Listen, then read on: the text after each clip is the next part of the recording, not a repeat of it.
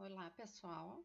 Espero que estejam bem, né? Como eu falei para vocês no vídeo que eu enviei final de semana, então hoje a gente vai começar o primeiro vídeo aula da disciplina de deontologia, tá? Onde eu vou apresentar para vocês as principais entidades representativas da nossa categoria profissional. Bom, só para exemplificar, quando nós estamos fazendo a graduação em farmácia, quem nos representa é o diretório acadêmico, não é? Então, da mesma forma, quando nós nos formamos em farmácia, quem nos representa são os conselhos de classe, tá?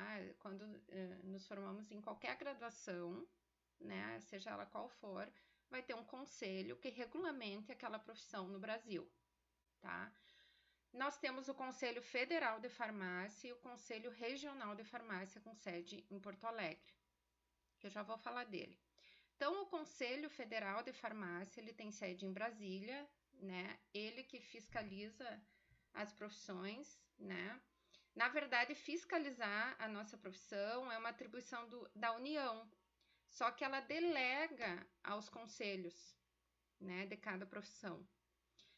Então, os conselhos são uma autarquia especial corporativa, né, que tem função de fiscalizar os membros de determinadas categorias profissionais, né, na defesa da sociedade. Então, as resoluções e normatizações acerca da nossa profissão farmacêutica e do exercício ético, quem emana esse tipo de resolução é o nosso conselho de classe. Tá? A inscrição é compulsória, então ela é obrigatória. Hoje é presidido pelo farmacêutico Walter da Silva Jorge João e a vice-presidente, a farmacêutica Lenira Costa. As eleições ocorrem, né, após terminar cada período, né, de mandato, né? Esse ano tivemos aqui no Rio Grande do Sul, se reelegeu a Silvana, que está fazendo um papel bastante importante, né? Junto ao Conselho de Classe nosso, aqui do Rio Grande do Sul, que depois eu vou falar um pouquinho melhor para vocês. Bom, o Conselho, então, Federal de Farmácia, ele tem um site muito bem organizado, né? Colocando sobre os principais assuntos, né? Notícias, publicações sobre as eleições, as últimas eleições, perguntas frequentes, né? Consultas públicas das resoluções, além de ter toda a legislação do Conselho Federal de Farmácia e as principais legislações relacionadas à nossa área. Aqui, para dar o exemplo para vocês, como que é o portal da transparência do Conselho Federal de Farmácia. Então, ele traz por ordem cronológica, né? Sempre a última resolução primeiro, agora a última foi de 27 de março. Tivemos aqui, ó, em 24 de março, uma resolução que adota procedimentos em decorrência do novo coronavírus, né? Que ela primeiro ela foi autorizada, na verdade, ad referendum, que não passou, então, pela uma reunião plenária, né? Ad referendum é quando o presidente assina e, posteriormente, vai passar numa sessão plenária para aprovação. O nosso Conselho Regional de Farmácia, ele tem sede em Porto Alegre, mas é um conselho bem atuante no interior do Rio Grande do Sul, tá? Nós temos a nossa seccional aqui em Santa Maria, na Alberto Pasqualini, né? Tenho aqui o e-mail da nossa seccional, assim como tem seccional em Caxias do Sul, Santo Ângelo, Lajeado, Passo Fundo, Pelotas e Uruguaiana. Bom, agora, depois eu vou voltar de novo a falar um pouco sobre os nossos conselhos de classe. Outras entidades representativas são associações e sociedades, tá?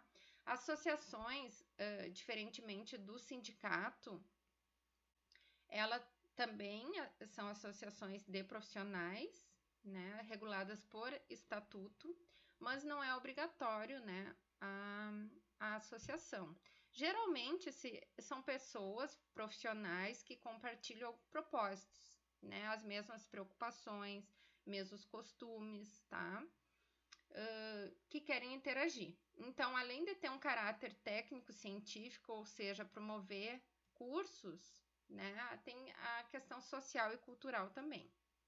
Coordena interesses econômicos e profissionais.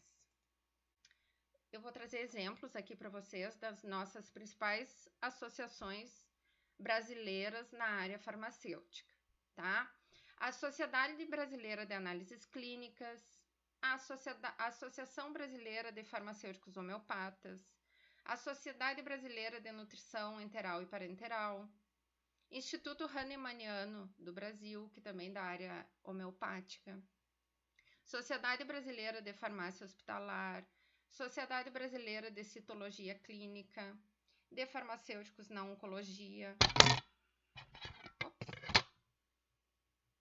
Corrigi aqui que ficou minúsculo. E a Anfarmag, que é a Associação Nacional de Farmacêuticos Magistrais. Eu vou falar um pouquinho de cada uma. A Fargs é uma associação do Rio Grande do Sul, que ela é atuante desde 1928, que foi o ano de criação, tá? Que mais? Ela veio a gerar essa associação que deu origem ao nosso Sindicato de Farmacêuticos do Rio Grande do Sul, em 75. Ela foi a primeira entidade farmacêutica do Estado, tendo como objetivos a integração, atualização científica, tá? Eu mesma já fui em vários cursos promovidos pela Fargs, ela foi bastante atuante e ainda é. Outra associação, Associação Brasileira de Farmacêuticos. Essa é desde 1916, então tem mais de 100 anos. Essa associação, ela que publica a nossa Revista Brasileira de Farmácia, tá? Além de cursos e treinamentos, e a sede dela é no Rio de Janeiro. Ali funciona uma biblioteca e um museu, né? O Museu da Farmácia Antônio Lago, que é carinhosamente chamado como a Casa da Farmácia, né, do Brasil. É muito bonito de visitar o Museu Antônio Lago.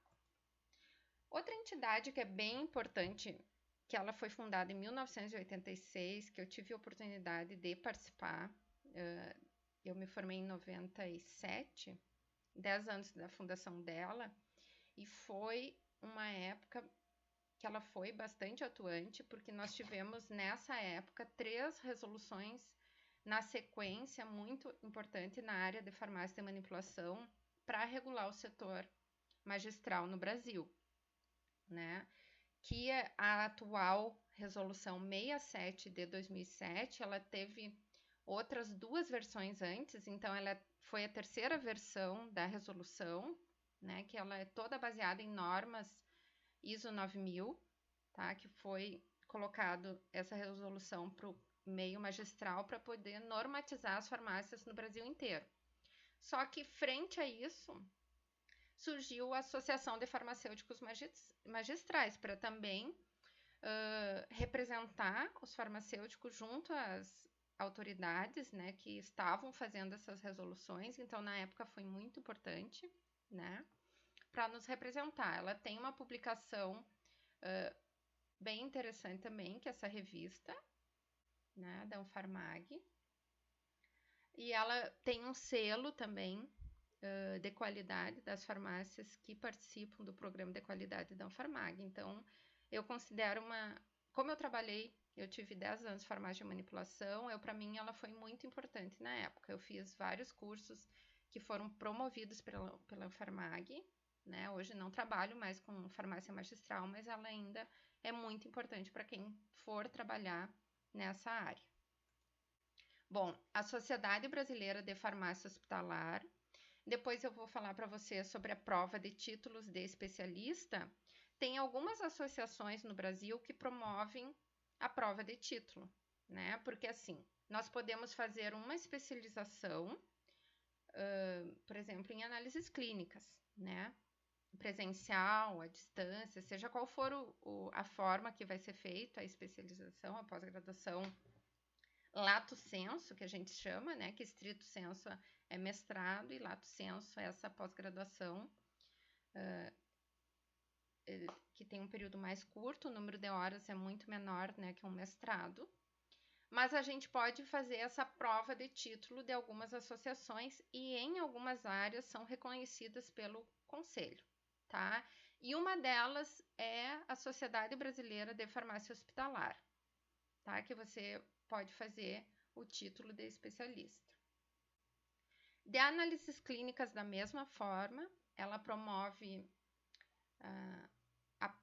essa prova, né? Ela aplica essa prova para o farmacêutico ser especialista em análises clínicas. E também tem o selo de qualidade da Sociedade Brasileira de Análises Clínicas, aqueles laboratórios que se credenciam para ter o certificado de qualidade. A Associação Brasileira de Farmacêuticos Homeopatas, ela promove a prova de título, né? O Congresso Brasileiro de Homeopatia, né? Esse aqui foi em Curitiba, o anterior foi em Foz do Iguaçu e o desse ano vai ser Belo Horizonte, né? É o 35º Congresso Brasileiro de Homeopatia. Então, quem quiser pode fazer a prova, então, para ser especialista em homeopatia. Eu sou especialista, mas eu fiz a pós-graduação, né, em Porto Alegre, presencial.